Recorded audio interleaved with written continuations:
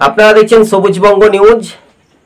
2026-এর আগেই মুর্শিদাবাদে কিন্তু প্রতিটি ব্লক বলুন বা বিধানসভা বলুন 22টি আসনেই অধীরের একটা জোর জল্পনা তুঙ্গে তার কর্মীদেরকে বড় একটা বার্তা বা ইঙ্গিত দিয়েছে যাতে তৃণমূলকে হারাতে পারা যায়। যা পরিযায়ী শ্রমিকদের ভোট কিন্তু কংগ্রেসের দিকে কি এগিয়ে আসার একটা চান্স, এমনটাই মনে করছেন রাজনৈতিক মহল থেকে পর্যবেক্ষক। যেভাবে আমরা আলোচনা করছি, অতএব সেখানে দেখা যাচ্ছে যেখানে মুসলিমের ভোটার সংখ্যাটা বেশি, সংখ্যালঘু জেলা মুর্শিদাবাদে, মালদাতে বা উত্তর দিনাজপুরে, এই জেলা তিনটি জেলাতে কংগ্রেসের একটা ঘাঁটি ছিল। এই তিন জেলা থেকেই শাসককে কতটা টক্করে টেক্কা দিতে পারে, সঠিক টেক্কা দিতে পারে, এটাই শুধু সময়ের অপেক্ষা।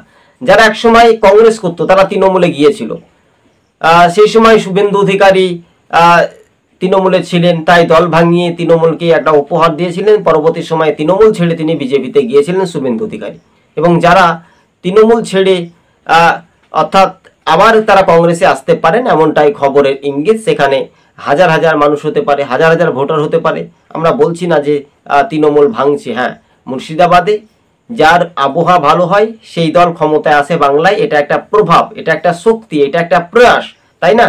এই বিষয়বস্তুটা নিয়ে রাজনৈতিক মহলে একটা সমীকরণের দ্রুত গতিবেগে এগিয়ে যাওয়ার একটা বড় চান্স বা বড় একটা প্রতিজ্ঞা কিন্তু মুর্শিদাবাদে অধীর রঞ্জন চৌধুরী 12 থেকে 14টি আসন তারা জয়লাভ হতে পারে। এটা একটা স্বাভাবিকভাবে, কেননা তৃণমূল হয়ে তৃণমূলের একটা ভোট কাটাকাটি অঙ্কে সেটা একটা ফ্যাক্টর বা পরিসংখ্যান একটা আলাদা হতে পারে, সেই চিত্রটা ঘুরে যেতে পারে, তাই না? এবার সেই প্রতিক্রিয়াগুলো সামাজিক মাধ্যমে অধীর সেই মুর্শিদাবাদে কতটা ফ্যাক্টর হতে পারে।